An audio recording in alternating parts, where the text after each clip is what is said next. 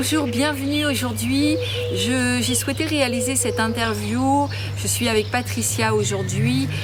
Patricia, je t'ai connue il y a 4 ans. Tout à fait. Et donc ça faisait 20 ans que tu cherchais tes délivrances, on peut dire ça comme ça. C'était difficile. Et je peux dire qu'aujourd'hui, tu n'es plus la même femme. À l'époque, il y a un certain nombre de questions que tu te posais, notamment par rapport à la délivrance. Est-ce que c'est biblique? Est-ce qu'on peut y croire? À quel moment? Est-ce qu'on est sûr d'avoir sa délivrance, etc.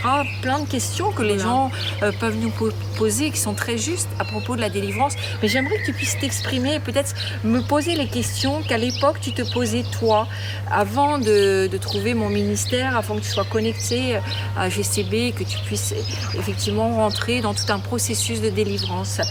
Oui, alors Jésus parlait d'une vie en abondance et moi je me demandais comment se faisait-il que je n'avais pas cette vie, parce que mon père avait fait de l'occultisme, moi-même j'avais beaucoup de souffrances, beaucoup d'échecs dans ma vie et je me disais peut-être que je suis sur terre pour vivre cette vie-là, or que Jésus dit le contraire. Qu'en pensez-vous? Donc c'était le fait que tu ne comprenais pas pourquoi tu vivais les choses difficiles étant enfant de Dieu. Voilà. Donc ça, je crois que c'est beaucoup de chrétiens qui peuvent se le dire, qui l'expriment plus ou moins du reste.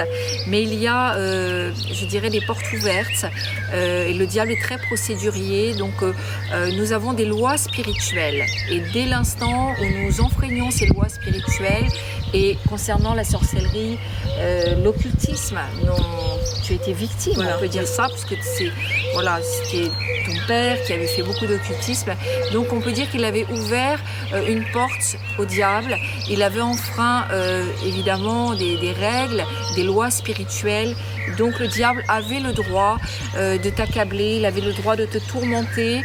Et le fait que tu sois chrétienne, bien sûr, ça a réglé le problème de ta vie spirituelle. Voilà. C'est-à-dire que tu savais, et le Saint-Esprit devait attester que si il t'arrivait quelque chose, tu serais avec le Seigneur, qu'il n'y avait pas de problème concernant la vie éternelle.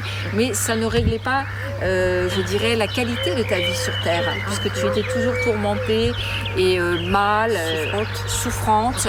Donc c'est tout à fait, c'est ça la délivrance, je dirais, c'est que la délivrance s'attaque à la condition présente, c'est le fait de retirer les droits à l'ennemi, c'est le fait de régler certains problèmes, d'y renoncer. Ça peut être aussi bien sûr des choses qui sont directement transmises, comme c'était le cas pour toi des ancêtres, et pour effectivement dire voilà maintenant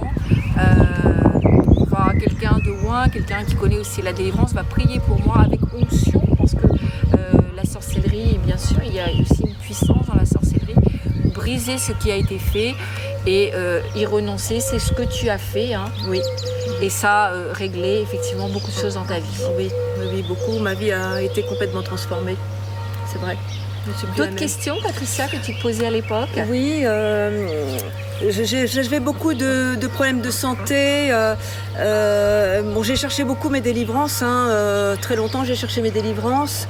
Il y avait des manifestations, il y avait des choses qui se passaient. Et quand je repartais, ou même quelques temps après, je me rendais compte qu'il n'y avait pas de changement. Alors ça me décourageait encore plus. Alors est-ce que c'est normal?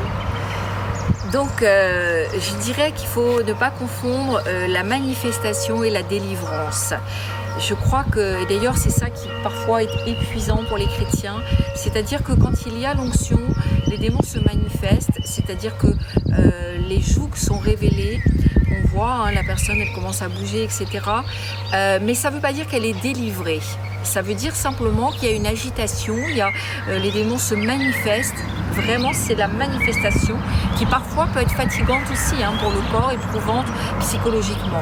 À quel moment est-ce qu'on peut dire qu'il y a délivrance? Seule la personne le sait. C'est-à-dire, et c'est ce que Patricia, tu as expérimenté, il y a eu un avant et un après. À un moment donné, la maladie est partie, la peur est partie, le tourment a cessé, l'oppression spirituelle a cessé.